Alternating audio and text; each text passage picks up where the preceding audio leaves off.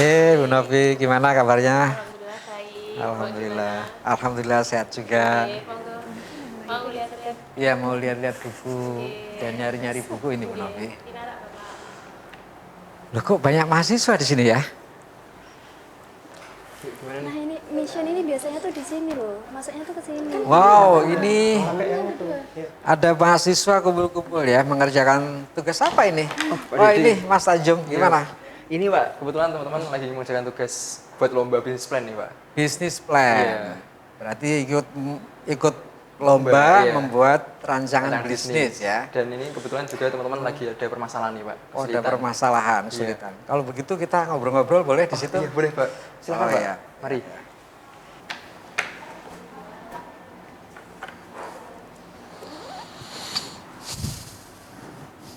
Assalamualaikum ya. Eh, terkait dengan tugas apa mengikuti lomba bisnis plan ya. Ya.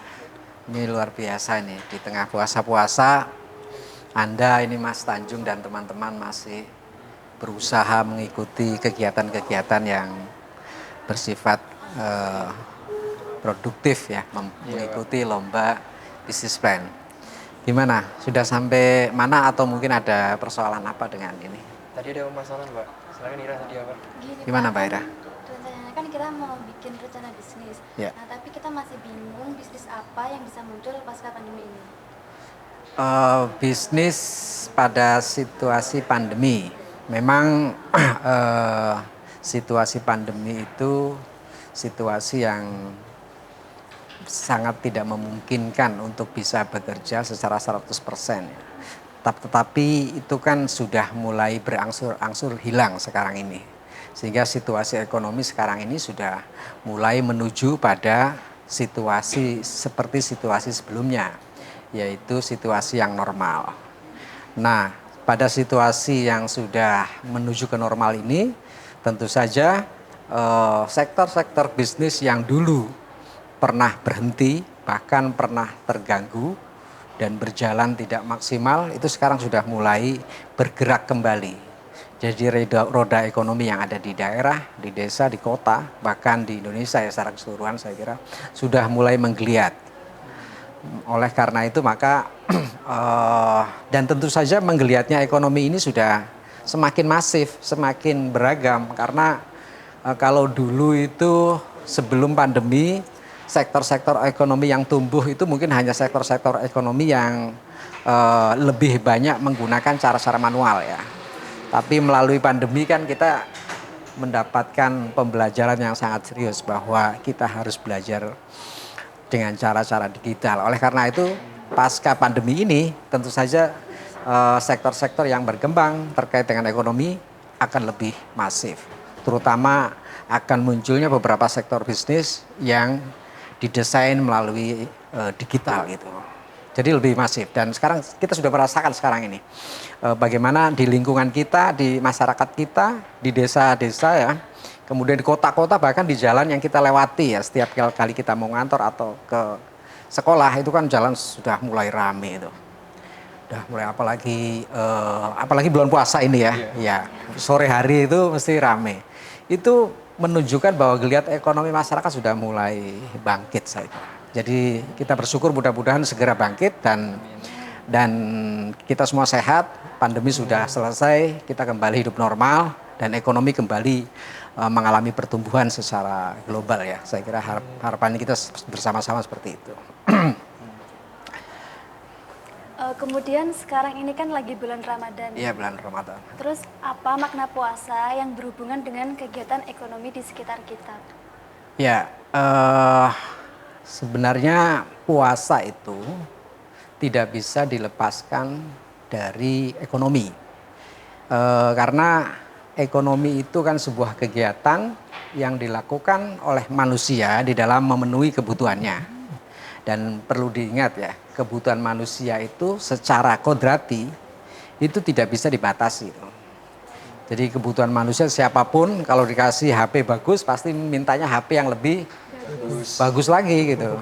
Sudah bagus minta yang bagus, mobil yang sudah bagus mintanya lebih bagus lagi. Ini selalu keinginan manusia itu tidak bisa diukur, makanya dikatakan sebagai tidak bisa dibatasi. Nah, untuk dalam rangka untuk memenuhi kebutuhan itu, manusia itu dihadapkan pada situasi kelangkaan gitu ya. Bahwa sumber daya itu tidak selamanya bisa memenuhi kebutuhan manusia yang tidak terbatas itu. Karena sifat sumber daya itu adalah scarcity, artinya langka gitu ya. Nah, pada situasi inilah maka yang dibutuhkan adalah bagaimana manusia mempunyai ya bisa mengendalikan keinginan itu. Nah, mengendalikan nafsu untuk memiliki itu, memiliki materi ya. Nah, salah satu kunci untuk bisa mengendalikan itu adalah puasa, berpuasa. Nah, oleh karena itu para pelaku ekonomi di dalam Islam itu selalu diarahkan pada bagaimana bisnis itu bisa dikendalikan sebaik mungkin dalam rangka untuk memenuhi kesejahteraan pribadi pelaku bisnisnya dan juga secara umum bagi masyarakat secara keseluruhan gitu. Jadi ada terjadinya kemaslahatan bersama. Nah, dengan adanya mengendalikan keinginan yang tidak terbatas itu melalui puasa, maka saya kira kondisi ekonomi akan lebih baik. Kalau semua individu melakukan seperti itu, maka bisa memberikan keadilan dan kesejahteraan bagi masyarakat seluruh di Indonesia lah gitu ya. Seperti itu ya. Itu makna puasa, Oh iya Pak. Terkait kondisi ekonomi sendiri saat ini itu seperti apa Pak pasca pandemi? Ya, kita melihat sesungguhnya ya sudah tadi bisnis yang terjadi sekarang ini setelah pandemi itu sudah mulai turun, nah, maka bisnis itu akan berkembang ya. Pertama, bisnis-bisnis yang berhubungan dengan bisnis yang sebelumnya sudah tumbuh. Jadi bisnis-bisnis yang sebelum pandemi sudah tumbuh, itu tentu saja akan bangkit kembali setelah pasca pandemi, setelah pandemi berakhir ya, akan muncul kembali. Itu yang pertama. Kemudian yang kedua, saya kira ada yang muncul sama seperti sebelumnya gitu ya, tidak ada perubahan apapun. Ada juga yang kemudian merubah dirinya menjadi bisnis-bisnis yang berdigital gitu. Sudah didesain pengelolaan bisnisnya melalui teknologi digital. Usahanya tetap jual beli, misalnya jual beli gorengan, tetapi sudah menggunakan digital gitu ya. Sekarang ini sudah mulai. Kemudian yang ketiga, saya kira muncul sektor-sektor baru ya, sektor-sektor industri baru yang sudah menggunakan digital secara murni gitu. Nah itu bisa kita melihat banyak sekali sekarang ini munculnya marketplace yang ada di sekitar kita ya. Nah, itu juga dalam rangka untuk merespon ini gitu ya. Nah ini, dan tentu saja ini menjadikan suasana bisnis, sektor-sektor ekonomi setelah pandemi itu semakin menjadi ramai. Dan mudah-mudahan kita berharap ya dengan semakin ramainya sektor ekonomi, semakin banyaknya UMKM menggunakan digital, semakin menjadi ramai dan kemudian menggerakkan lebih cepat roda ekonomi kita. Itu yang terjadi. Kemudian perlu juga kita perlu juga mencermati fenomena-fenomena terkait dengan potensi apa sih ya yang mungkin muncul terkait dengan pasca pandemi ini gitu. Nah, kita bisa lihat misalnya kalau sektor makanan, minuman dan perumahan itu saya kira sektor yang sudah harus ya, karena kebutuhan orang tuh pasti makanan gitu. Dan ini pasti kebutuhan sehari-hari, oleh karena itu terus dipertahankan gitu. Termasuk juga pakaian, termasuk juga rumah ya, perumahan atau properti. Itu tetap kalau sektor makanan dan minuman itu berdasarkan data di Jawa Timur itu paling besar ya, 60% dibanding sektor-sektor lainnya. Nah, ini juga harus dipertahankan. Karena dengan adanya sektor makanan yang besar, sektor makanan dan minum yang besar di Jawa Timur itu akan berdampak pada sektor-sektor lain gitu ya.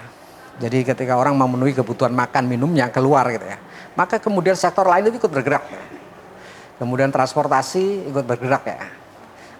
Kebutuhan terkait dan mereka harus naik mobil, kemudian beli bahan bakar, kemudian atau mereka harus naik kereta, mereka harus naik Grab kan, dan lain sebagainya, itu menjadi sektor bis kan, itu menjadi sektor transportasi juga bergerak.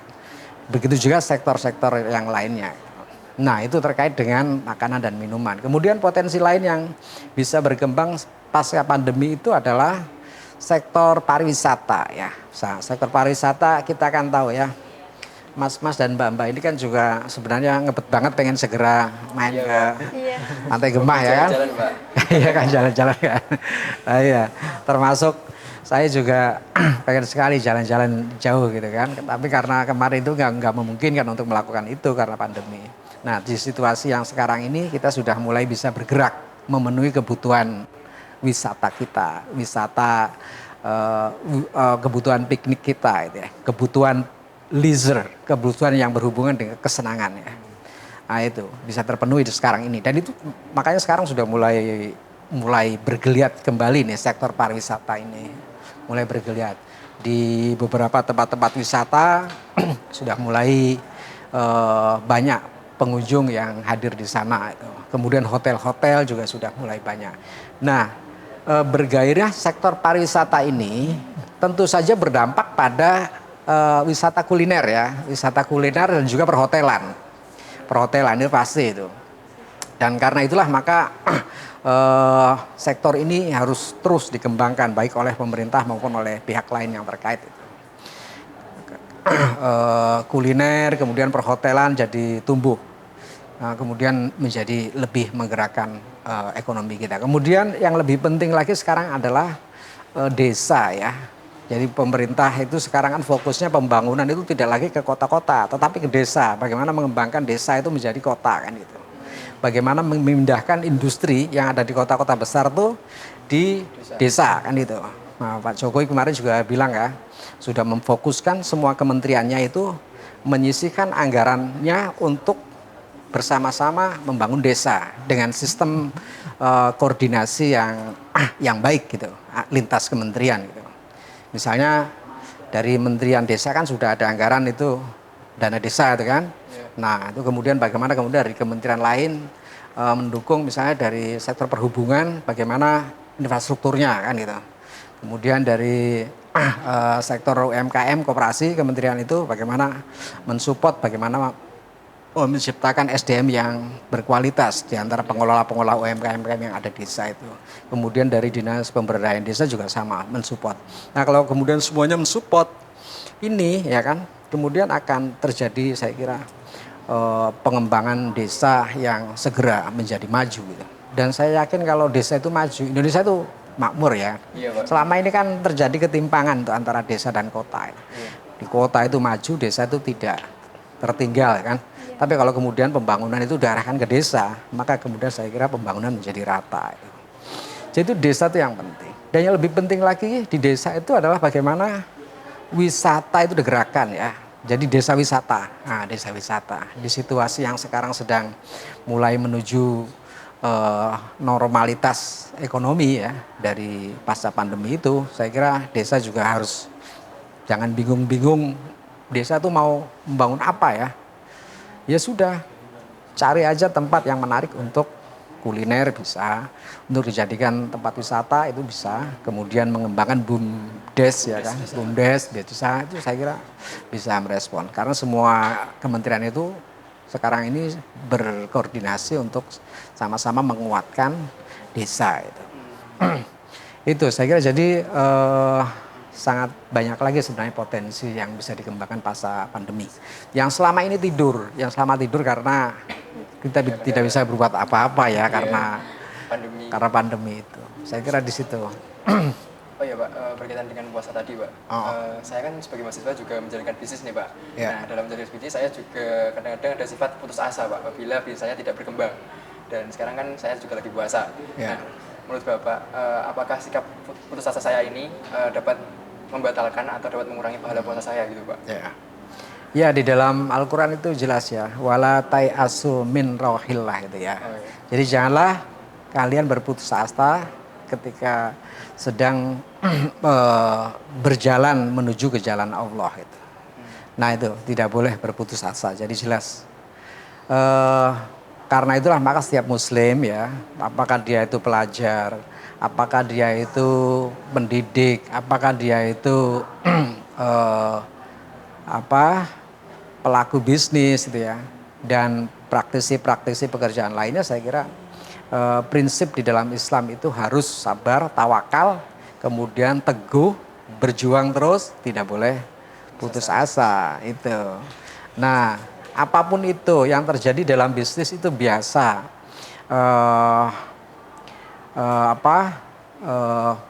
Lagi maju, lagi berkembang bisnisnya dapat untung banyak, kemudian bisnisnya lagi turun dapat untung sedikit, itu biasa itu.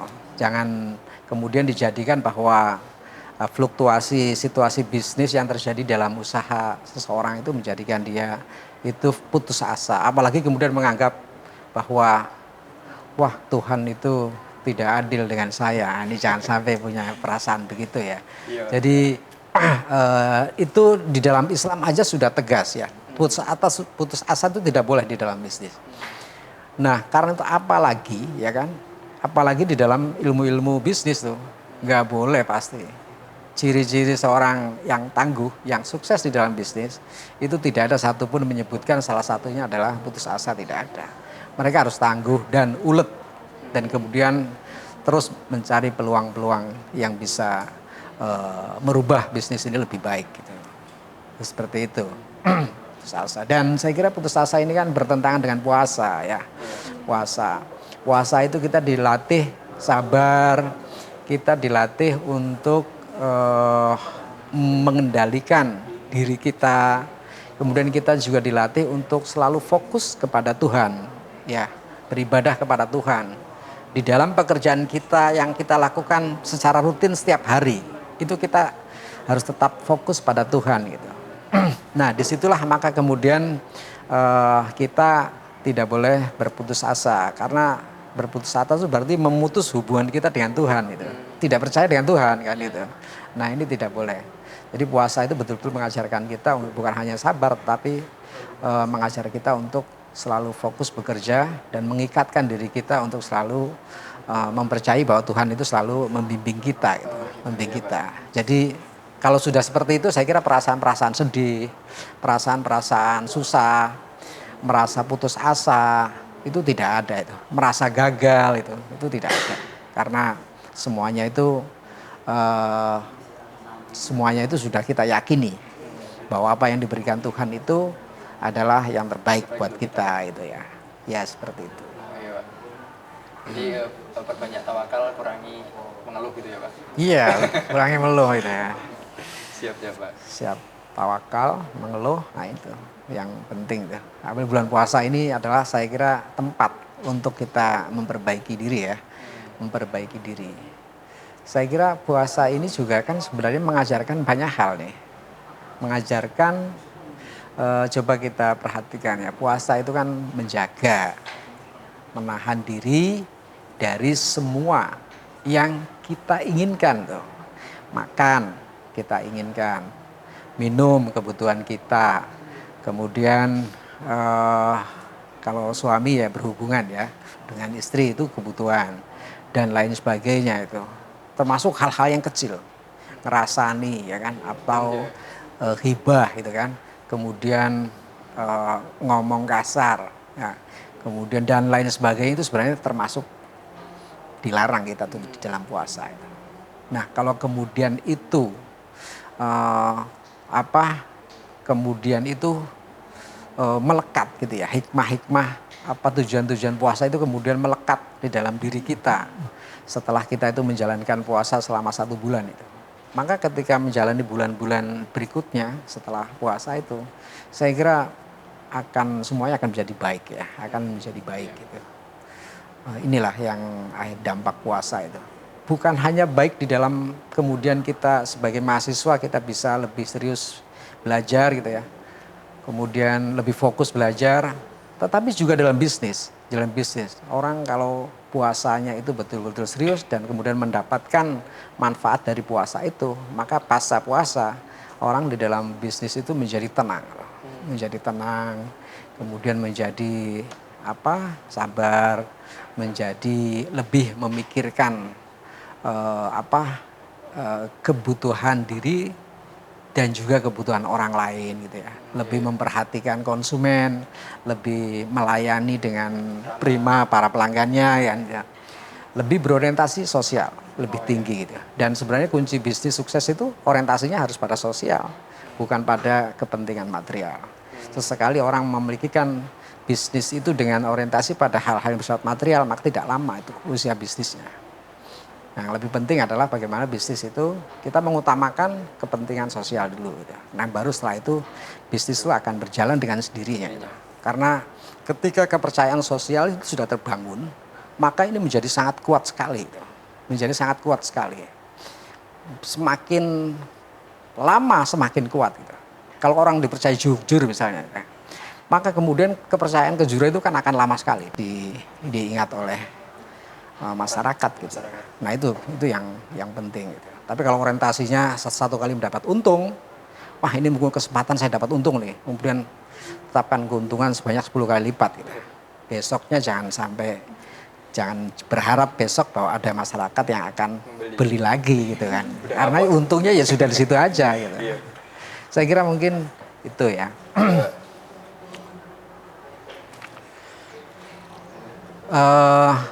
Saya kira mungkin itu diskusi kita dan mudah-mudahan kita bisa mendapatkan banyak pelajaran dari bulan Ramadan ini dan juga dari diskusi yang kita bicarakan dan juga mudah-mudahan Mas Tanjung, Mas Jeffrey, Mbak Ira, Mbak Iva ini bisa bekerja mengerjakan tugas membuat bisnis plan ini dengan baik dan mudah-mudahan mendapatkan apa yang diinginkannya. Amin. Saya kira itu saja ya. Kita cukupkan sekian. Mari kita mengucap hamdalah bersama-sama. Alhamdulillahirrahmanirrahim.